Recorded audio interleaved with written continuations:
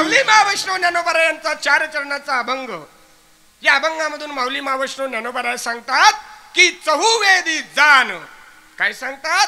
चहुवेदी जाण, 6 शास्त्र कारण आणि 18 ही पुराण हरीशी गाती. बाबा 4 वेद 6 शास्त्र 18 पुराण. अगोदर जाण आणि मग म्हण. काय? अगोदर जाणावं आणि मग खुशाल म्हणावं. चहुवेदी जाण, 6 शास्त्र कारण 18 ही पुराण हरीशी गाती. अरे 4 वेदान 6 शास्त्र 18 पुराण यांनी सुद्धा हरीला गाल, हरीला भजलं. म्हणून हरिमुखे म्हणा, हरिमुखे म्हणा, पुण्याची गणना कोण करी म्हणायचं आहे आपल्याला. अरे हरिधरी मुखानं म्हटलं तर पुण्याची गणना अरे बेरीज करता येणार नाही, एवढं पुण्य आपल्याला पदरी होणार आहे. पुण्याची गणना कोण करी. माईबाप हो, खरोखर माऊली महावैष्णव ज्ञानोबा यांनी सांगावं. अरे बाबा मंथोनी नवनीता तैसे गे अनंता. अरे मंथन करावं लागेल बाबा, वाया व्यर्थ कथा सांडी मार्ग. पण तुम्हा आपल्याला कथत कुतत बसण्याची लय सवय झालेली आहे. माऊली महावैष्णव ज्ञानोबा यांनी 750 वर्षापूर्वी माऊली महावैष्णव ज्ञानोबा यांनी सांगावं, अरे बाबा कथत कुतत बसू नका, मंथनाची क्रिया अगोदर लक्षात घ्या. मंथुनी नवनीता तैसे गे अनंता आणि वाया व्यर्थ कथा सांडी मार्ग. जो विश्वाचा देव आहे, विश्वाचा जनिता आहे, विश्वाचा आत्मा आहे. माऊली महावैष्णव ज्ञानोबा सांगतात तो एक हरी आत्मा, जीव शिव सम आणि वाया तू दुर्गमन घाली मन. माईबाप हो, हरिमुखे म्हणा, हरिमुखे म्हणा आणि पुण्याची गणना कोण करी. म्हणून माऊली महावैष्णव ज्ञानोबा यांना सांगावं लागलं, बाबा हरी नेमकी भानगड काय आहे, हरी नेमका कुठे आहे, वैकुंठ नेमकं कुठे आहे. ज्ञान देवा पाठ आणि हरी हा, अरे हरी हा वैकुंठ आणि भरला घन दाट. हरी दिसे, हरी मुखे म्हणा, हरी मुखे म्हणा, पुण्याची गणना कोण करी. विठाला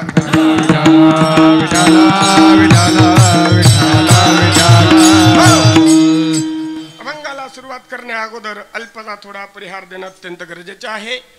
अखिल कोट ब्रह्मांड नायक पंढरीशी पांडुरंग परमात्म्याच्या कृपेने माऊली महावैष्णव ज्ञानोबा, जगद्गुरु तुकोबाराय, सद्गुरु सच्चिदानंद श्रीपाद बाबा, सद्गुरु सच्चिदानंद रामदास बाबा यांच्या कृपेच्या छत्राखाली हरिभक्तीपरायण आदरणीय गुरुवर्य ब्रह्ममूर्ती धनराजजी बाबा पाटील कोडपिंपरीकर, आदरणीय हरिभक्तीपरायण गुरुवर्य धोंडीराम दादा शिंदे डोंगरगावकर, आमच्या ताई असतील वंदनाताई महाराज माडी चिमठाणेकर बघा, यांच्या कुशल अशा मार्गदर्शनानं सर्व गावातील ग्रामस्थ भाविक बंधू भगिनी माता पिता आबालवृद्ध टाडकरी माडकरी शेतकरी सगळ्यांच्या अथक अशा प्रयत्नानं बाहेरगावून आलेली सर्व गुणीजन मंडळी यांच्या सहकार्यानं तुम्हा सज्जन मायबापांच्या उपस्थितीनं चालत असलेला संत वैष्णव मेळावा वर्ष 25वे. मायबाप हो, चांगला जरी विचार केला 25वं वर्ष 1 2 3 4 5 नाही 6 नाही 12 वर्षाचं एक तप, 24 वर्षाचे 2 तप पूर्ण होऊन आपली रौप्य महोत्सवाला वाटचाल आहे माईबाप हो. आणि या रौप्य महोत्सवानिमित्त आजचा कीर्तनाचा योग माझ्यासारख्या एका सर्वसामान्य कार्यकर्त्याकडे मिळाला आणि तुमच्या निखळ आत्म्याची सेवा करण्याची संधी मला प्राप्त झाली. मायबाप माझं परम भाग्य समजतो. विठाला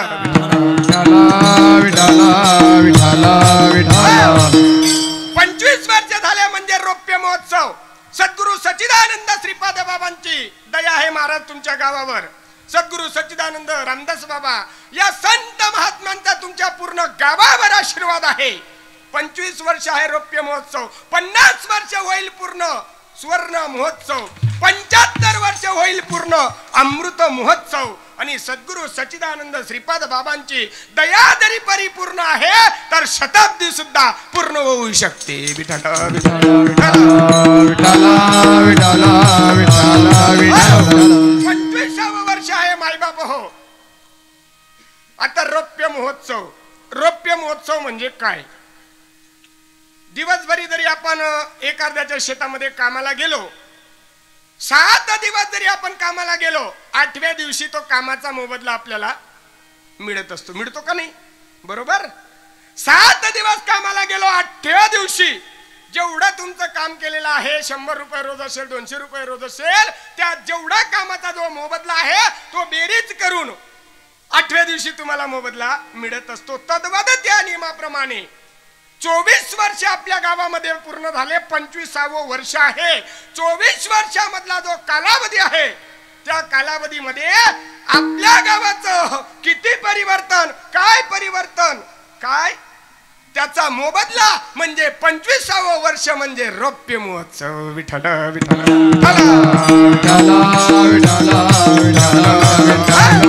खरोखर परिवर्तन आहे महाराज. कारण की तुमच्या गावाला आहे ना महाराज, तुम्ही अशा माणसाचा कासरा धरला ना तर तुम्ही थेट भगवंतापर्यंत जाणार आहेत. ऐशी याचा पदर धरा आणि जेने देव येईल घरा. हो, अशा माणसाचा तुम्ही कासरा धरलाय महाराज. सद्गुरु सच्चिदानंद श्रीपाद बाबा रामदास बाबांची तर दया आहे. पण बघा माईबाप, चांगला जरी विचार केला तर, चांगला आणि बारीक विचार केला तर बाबांचा शब्द होता. मी बऱ्याच अधिकारी आणि बाबांच्या सहवासामध्ये राहिलेले जे अधिकारी पुरुष आहेत, अधिकारी गुरुवर्य मंडळी आहेत, त्यांच्या मुखातनं मी कायमस्वरूपी ऐकत असतो. चांगला जरी बारीक विचार केला तर तुमचं गाव भाग्यवान आहे महाराज. खरंच भाग्यवान म्हणावं लागेल. अरे 25वा रौप्य महोत्सव तुम्ही साजरा करता आहात 24 वर्षामध्ये. आता पहिल्या वर्षी जर तुम्ही ज्या वेळेस मेळावा केला असेल त्यावेळेस तुमच्या गावामध्ये एवढे पूर्ण लोक माळकरी होते का? 100-150 लोक माळकरी अजिबात नाही. बडत बडत बड जाय ई वलेसे रोप लाविले द्वारी आणि त्याचा वेणू गेला गगनावरी. साधू संत सांगतात, अरे ज्या वेळेस आपण रोपट लावलं त्यावेळेस अगदी छोटस रोपट होतं 2 पाल्याचं. कोणी म्हणणार आहे जडून जाईल का काय, कोणी म्हणलं थोडं जर वाढलं कोणी कुरतडून टाकेल का काय, कोणी म्हटलं काय बकऱ्या लाग जातील का काय. परंतु मायबाप हो, तुम्ही कुरतडू पण दिलं नाही आणि तुम्ही बकऱ्या सुद्धा लागू देण्यात नाही. तुम्ही तांब्या तांब्या त्याला पाणी टाकलं आणि तो वेल आज गगनापर्यंत पोचलाय मायबाप हो. एवढ्याकडे आलेल्या आहेत त्या मोगऱ्याला, त्या वेलाला एवढ्याकडे येऊन गेलात, एवढे फुलं येऊन गेले दादा, ते वेचून सुद्धा संपणार नाहीत. एवढी माझी महात्म्यांची दया आहे. कारण की आपण काही नंगचोट आणि भिकारचोटची मुलं नाहीत, आपण बलाढ्य क्रांतीवीर महात्म्याची मुलं आहेत. एक बानट म्हणे आपला बाबा गरीब होता. अरे गरीब नाही, अरे वैभव होता आपला. तिन्ही त्रिभुवनी आम्ही वैभवाचे धनी. अरे आपल्यासारखा श्रीमंत जगामध्ये कोणी नाही. कारण की नाम आहे दया पाशी, नाम आहे दया पाशी, नाम आहे दया पाशी, नाम आहे दया पाशी. ते तेरा है ते काशी,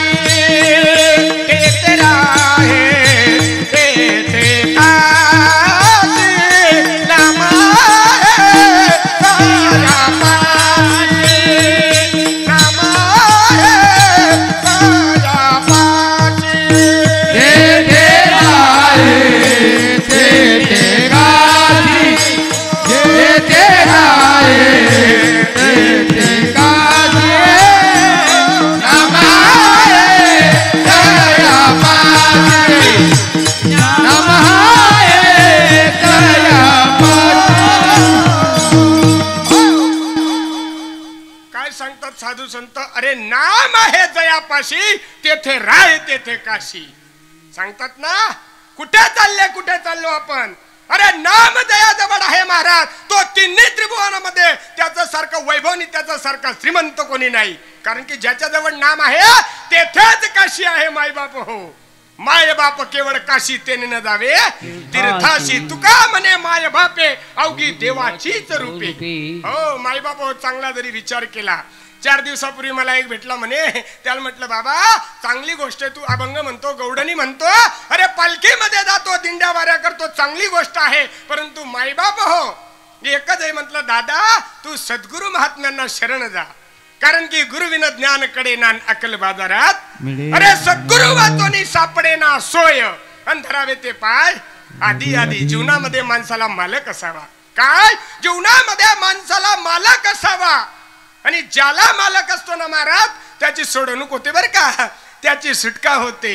मागे पुढे उभा राहे सांभाळीता, मागे पुढे उभा राहे सांभाळीता, मागे पुढे मारिता मागे पुढे उभा धारेटा मारिता. त्याला सांगितलं बाबा, म्हटलं अरे पवित्र अशी तुळशी माळा गड्यामध्ये धारण कर. तो म्हणले महाराज मला मायबाप जित्ता तदलून काही गुरुकरान गरज काय. काय सांगितलं त्याने. माझ्याही मनामध्ये तीच शंका होती. मला ज्या वेळेस सांगणाऱ्याने सांगितलं की भाऊ गुरुशिवाय ज्ञानच प्राप्त होऊ शकत नाही, हा सद्गुरु महात्म्यांचा नामाचा असा अनुभव आहे, असं ज्या वेळेस मी समजून घेतलं आणि त्यावेळेस मी माझा मार्ग म्हणजे सद्गुरु सच्चिदानंद श्रीपाद बाबांच्या या दुकानापर्यंत आणि या मेळाव्यापर्यंत घेऊन आलो. माईबाप हो त्याला सांगितलं, म्हटलं बाबा अरे गुरुशिवाय काय मुक्त होऊ शकत नाही. सद्गुरूच्या पायी देहासी अर्पिता आणि तात्काळ मुक्तता हाता येईल. माईबाप हो ज्याप्रमाणे आपण कांदा कापतो लगेच आपल्याला कांदा अनुभव आणून देतो. आणतो का नाही मावशी. तुम्हाला चांगला अनुभव आहे हो, कारण की तुम्ही दररोज भाजी करण्यासाठी कांदे कापतात. आज सुद्धा कांदे कापले तुम्ही बरोबर. रोज कांदे कापतात. अरे कांदा कापल्यानंतर कांदा लगेच अनुभव आणून देतो. लाल शेमुडी एक होऊन जाते बर का. लाल शेमुडी एक होऊन जाते. एवढा 2 दमडीचा कांदा जरी अनुभव आणून देईल तर माझं ब्रह्मनाम अनादिकालाचं परम तत्व अनुभव आणून देणार नाही का. अनुभव नाही येणार का. आणि तो अनुभव या धर्म मंडपामध्ये येते, कारण की या मंडपामध्ये देव संत आणि नाम याच्या व्यतिरिक्त दुसरी काही कथा सांगितली जात. विठ्ठल विठ्ठल विठ्ठल विठ्ठल विठ्ठल. कारण की नाम सांगितलं जातं, कारण की नामच देव आहे. काय आहे. अरे नामच देव आहे आणि नाम काढण्यासाठी सद्गुरु महात्म्यांना शरण जावं लागतं. काय नाम काढून घेण्यासाठी सद्गुरूला शरण जावं लागतं. सद्गुरू आपल्याला नाम देतात. सद्गुरूने नाम दिल्यानंतर आपल्याला देव काढतो आणि देव काढल्यानंतर आपल्याला विभोर अशी अवस्था आणि विभोर असे भाव जागृत होतात. अरे गीतेमध्ये सुद्धा भगवंताने अर्जुनाला सांगितलं की बाबा अरे 8 प्रकारचे भाव या जीवाला होतात, पण केल्याने होत आहे आधी केलं पाहिजे. बाबा अरे बघा 8 प्रकारचे भाव देखा देखील या जोग नाही. याला झालं म्हणून मला तसं व्हायला पाहिजे असं अजिबात नाही. फक्त देहाचा विसर पडेपर्यंत नामस्मरण करा.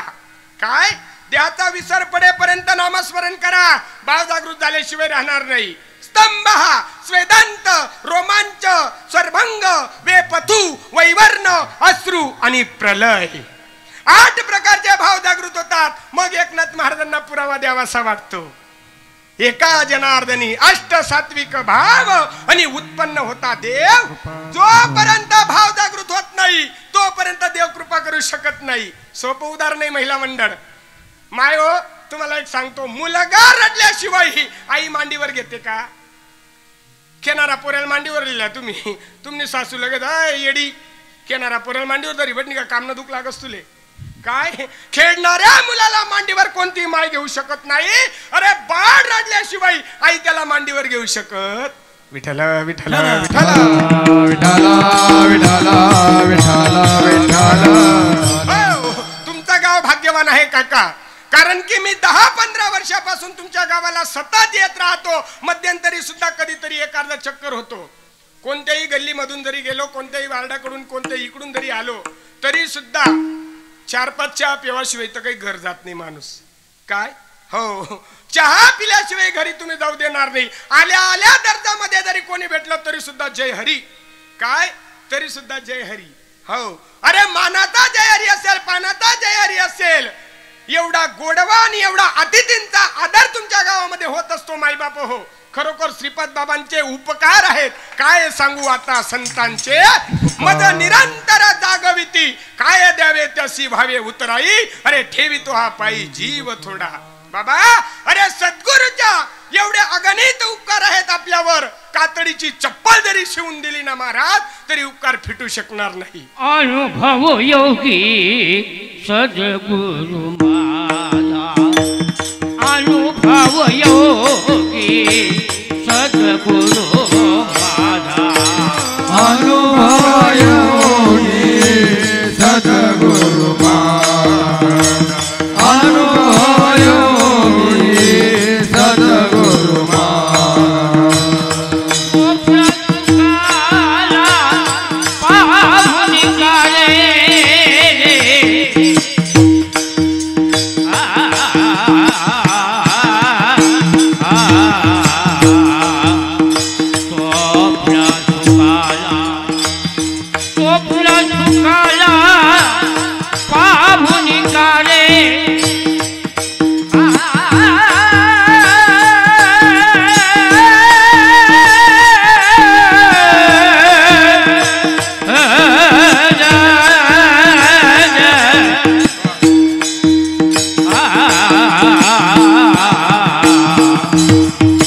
स्वप्न चुकाला पाहुनी काले ब्रीद खोली आपले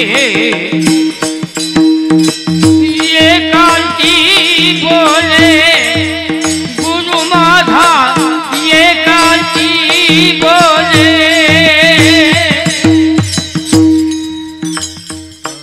विठ्ठल विठ्ठल विठ्ठल विठ्ठल विठ्ठल. खरोखर जेवढे धन्यवाद द्यावे तेवढे कमीच आहेत अण्णासाहेब. तुम्हाला काही काही प्रमाणात मला आजू सुद्धा उमसत नाहीत. आनंद आहे महाराज. बघा सांगतो मी, त्यांच्या वयामध्ये आम्ही येऊ असं मला सुद्धा वाटत नाही. काय हो, पूर्ण जीवन व्यतीत केलं महाराज त्या माणसाने. कोण अपमान कोण मान पण काहीच पडलेली नाही. मनसार काळ जर कोणी एक शब्द बोल दिना ना दुसरा मेडावर चमकणार सुद्धा नाही मी. हो मायबाप चांगला जरी विचार केला त्या माणसाला अजिबात नाही. कारण की मी सुद्धा एक वेळेस अण्णांवर डोळे वटारून गेलो होतो, तरी अण्णा लगेच माझ्याकडे आले. कसं काय झालं म्हणे महाराज. म्हटलं अण्णा खरोखर हो मायबाप खरोखर आईचं अंतःकरण आहे, त्यालाच आई म्हणतात. बघा साधू माझे दयाघन असतात. तुम्ही किती चुकलात किती मार्गानं वाईट चाललात तरी यारे यारे लहान थोर याती भलते नारी नर न करावा विचार न लगे चिंता कोणाची. माईबाप हो खरोखर माझे साधू माझ्या देवापेक्षा काकणभर श्रेष्ठ असतात.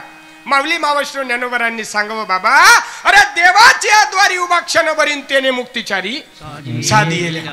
अरे देवाच्या द्वारापासून तर समाधी संजीवन पर्यंत माऊली मावश्रो ज्ञानोबरांनी 5 रुपयाचं हरिपाठाचं पुस्तक असतं, त्या पुस्तकामध्ये पूर्ण अपरोक्ष ज्ञानाची प्रचिती आणली, अनुभव घेतला स्वतः आणि मग जगापुढे मांडलं महाराज. संस्कृतामधली गीता कळत नव्हती म्हणून ज्ञानेश्वरी हा ग्रंथ लिहिला. समाजाला ते कळत नसेल तर मराठी भाषा तरी कळेल. माझे मराठीची अनगरी ब्रह्मविद्येचा सुखान करी जेने देणे होऊ दे या जगा बाबा. अरे या जगाला माझी संस्कृतातली ज्ञानेश्वरी प्राकृतामध्ये केली, जगाला तरी कळावं. नवे सोपा असा हरिपाठ ग्रंथ आहे, हा ग्रंथ तरी कळावा. माऊली मावश्रो ज्ञानोबरांनी सांगावं, अरे मला देवाचं द्वार कडून घेण्यासाठी देवाचं द्वार समजण्यासाठी मला निवृत्ती दादांना शरण जावं लागलं. आणि निवृत्ती दादांना शरण गेल्यामुळे आणि शरण गेल्यानंतर मला निवृत्ती दादांनी माझ्यावर कृपा केली. कृपा केल्यानंतर मला देवाचं द्वार समजलं आणि या भक्तीचा अनुभव लगेच आला. मुखी नाम हाती मोक्ष ऐसी साक्ष बहुतांची वैष्णवांचा माल खरा अंतुरतुरा वस्तुशी. अरे भगवंताचं नाम जरी मुखामध्ये तुम्ही घेतलं रे घेतलं लगेच तुम्हाला मोक्षाची प्राप्ती. काय एवढा पॉवर भगवंताच्या नामामध्ये आहे.